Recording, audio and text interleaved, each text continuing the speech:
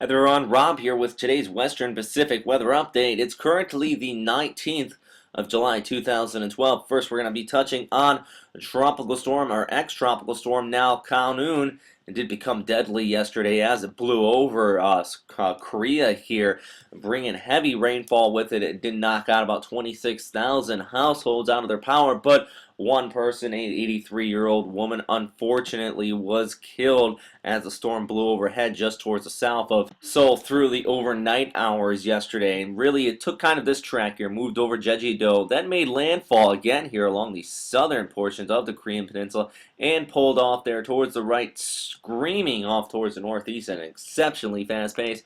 On the other hand, though, it did bring some heavy rainfall across the Korean Peninsula.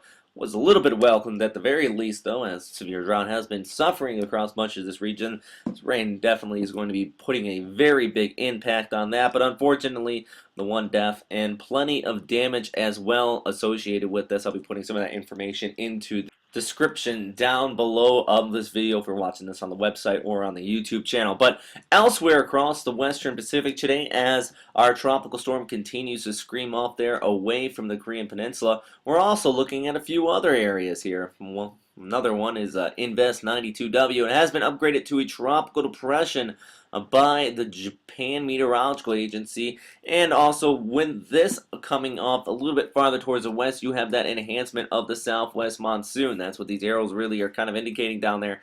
It's an increase in rainfall across Malaysia and also over towards the Philippines. Let's pull up Japan's most recent surface analysis, and you can see here that they do have a tropical depression mark just towards east of the Philippines, towards the northwest of Palau, which is right here. And actually, they've been recording some thunderstorms today, moving off towards the northwest ever so slowly, SLW, slowly, at about 1,004 HPA of pressure. So it is starting to deepen at this time, and actually is relatively low for such a disorganized system, and that's key right now at this point.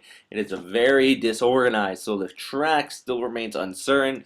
At least, though, it is going to be a very large blob pushing off towards the west, and with the threat lines there is that enhancement of the southwest monsoon pulling in the moisture from the southwest there, but also just some of these outer bands basically moving over the northern portions of Luzon. At this time, though, most of the models really want to grab this and take it towards the northwest, possibly affecting Taiwan with the center of circulation. And as we saw with storms previously this season, really that alone, even though it doesn't make a direct landfall, you're still going to be seeing that potential of a deadly and dangerous system in and across the Philippines as that southwest monsoon is enhanced. Talking about 200 to 300 millimeters plus of heavy rainfall, and also there's the fact of low-lying flooding, and then when you have all of these factors combined, there's going to be that risk of landslide. Now, this is what most of the models are gauging on the general direction of that center of circulation, but once again, though, you still have that enhancement of the southwest monsoon towards the south. Let's take a look at just one of these, though, the GFS model. And as we can see here, it doesn't really get its organization all together. Once again, kind of like a very disorganized blob moving there just towards the north of the Philippines. But as you can see here, going into the weekend, this is on Friday in the evening hours. It's very disorganized, yet there's lots and lots of rainfall here across much of Luzon down towards Visayas and even Mindanao. You're going to get increased rainfall as that moisture gets pulled out of the South China Sea into the center of circulation. Now, on the flip side, though, dry air due to a high pressure off here towards the north is going to keep the southern Japanese islands relatively dry, so good news for you there.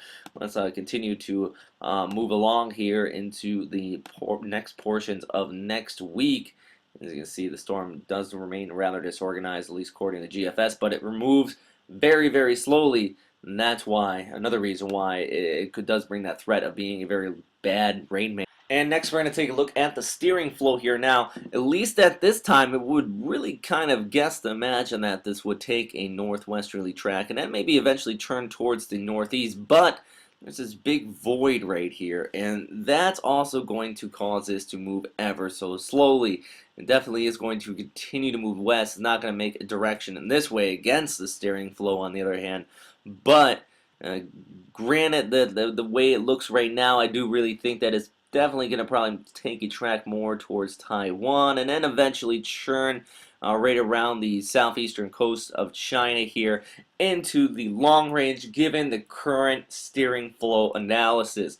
But once again, this is very weak out here, and thus it's going to be moving ever so slowly, not forward motion and very fast at all. So definitely going to continue to watch this very closely. You want to be prepared for the threat of low-lying flash flooding, especially if you live in low-lying areas here into the coming days. And there's a very high chance of that occurring. So please continue to check back in with Pagasa as well, your official agency out there across the Philippines. And also, if this does get warned on, continue to check in with the Japan Meteorological Agency as well. And also here, although we are not an official agency here at WesternPacificWeather.com. But that is all for right now, everybody. Thanks again for watching here at Western Pacific Weather. If you have any questions, comments, or suggestions, as always, you can post them in the comment box below. Always appreciate the feedback. Also, really would enjoy it if you hit the like button and share this video out, as we can get more information out there to more people. And on another note, more updates to the website at Western Pacific Weather, looking at putting a searchable weather bar. Right now we do have a Google interface, but we're actually looking at something that will keep us onto the website here, so do look out for that. And also for our other updates throughout the day from our various casters from around the world. And one more note, if you haven't already, really would appreciate some donations toward the website, as we are really non-for-profit at this time, and also really got a negative profit, a large negative profit. So any donations are very welcome to help continue to keep this website running. All right. Stay safe out there and have a great day. Bye.